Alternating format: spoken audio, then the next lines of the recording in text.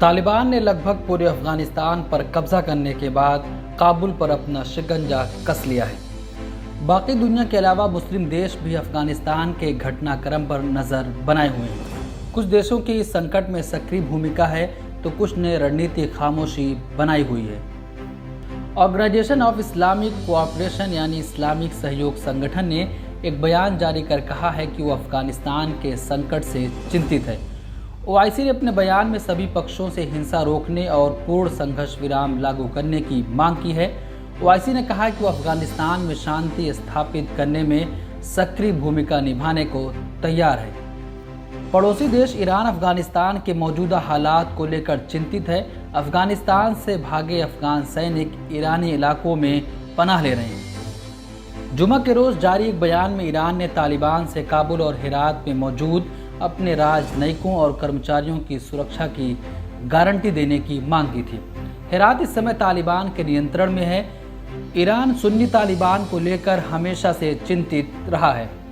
1998 में उत्तरी शहर मज़ार शरीफ में तालिबान ने एक ईरानी पत्रकार समेत 8 ईरानी राजनयिकों की हत्या कर दी थी।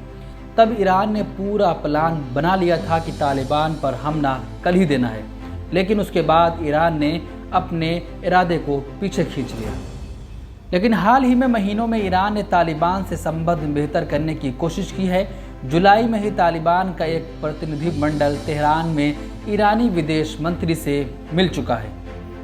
उज़्बेकिस्तान, तुर्कमेनिस्तान और ताजिकिस्तान मध्य एशिया के ये तीनों पड़ोसी देश अफगानिस्तान के हालात से प्रभावित होते रहते हैं। अफगानिस्तान संकट की वजह से यहाँ शरणार्थी आते हैं। हालांकि हाल के दिनों में उज़्बेकिस्तान और ताजिकिस्तान शरणार्थियों के प्रति सख्त हुआ है। जुलाई में जब अफगान सैनिक भागकर उज़्बेकिस्तान पहुंचे थे, तब उज़्बेकिस्तान ने सैनिकों को लौटा दिया था और सीमा पर अपनी सुरक्षा कड़ी कर दी थी। वहीं ताजिकिस्तान ने भी सीमा पर चौकसी बढ़ाते हुए 20,000 अधिक सैनिक तैनात कर दिए थे।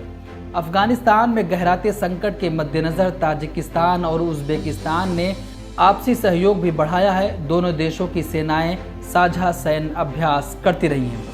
वहीं तुर्कमेनिस्तान ने तालिबान से संबंध मजबूत करने की कोशिश की है। सीमा पर तालिबान का नियंत्रण मजबूत होते ही तुर्कमेनिस्तान ने तालिबान के प्रतिनिधि मंडल को बातचीत के लिए बुलाया था।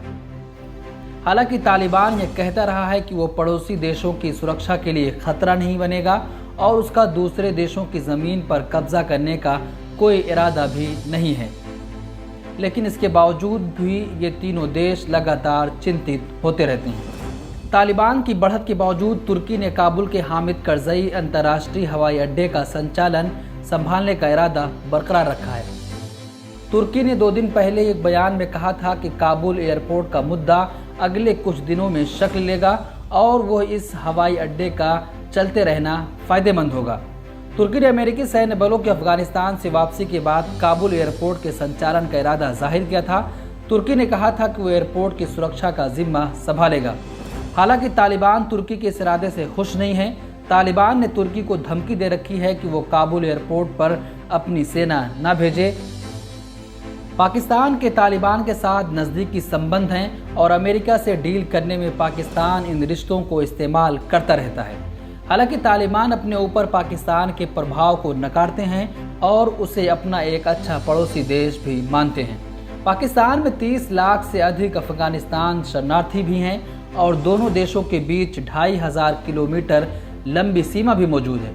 ऐसे में पाकिस्तान तालिबान का सबसे अहम सहयोगी देश माना जाता है। हालांकि इमरान खान ने कहा है कि अफगानिस्तान में उनका कोई पसंदीदा नहीं है। इस्लामी दुनिया के बड़े देश सऊदी अरब ने अफगानिस्तान को लेकर रणनीति खामोशी इख्तियार की हुई है। सऊदी अरब के अफगानिस्तान और पाकिस्तान दोनों में ऐतिहासिक संबंध हैं।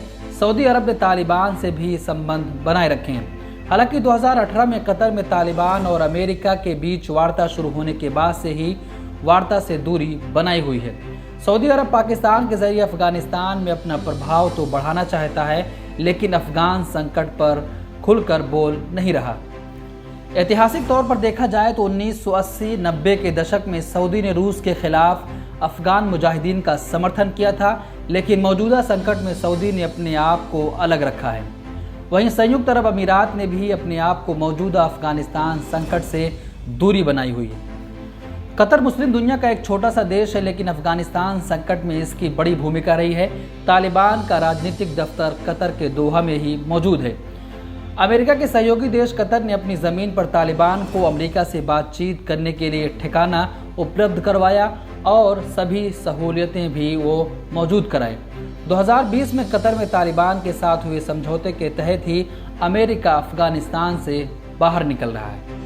कुछ इस्लामिक देश पूरी तरीके से खामोशी बनाए हुए हैं, तो कुछ इस्लामिक देश तालिबान के साथ अच्छे संबंध बनाने की कोशिश कर रहे हैं। ब्यूरो रिपोर्ट, मिलत टाइम्स।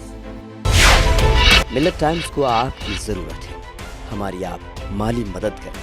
हर महीने सिर्फ 100 रुपये और 1 साल के लिए एक साथ सिर्फ 1000 रुपये। रकम भेजने के लिए यहाँ दिए गए फ़ोन पे, गूगल पे और पेटीएम नंबर का इस्तेमाल कर सकते हैं।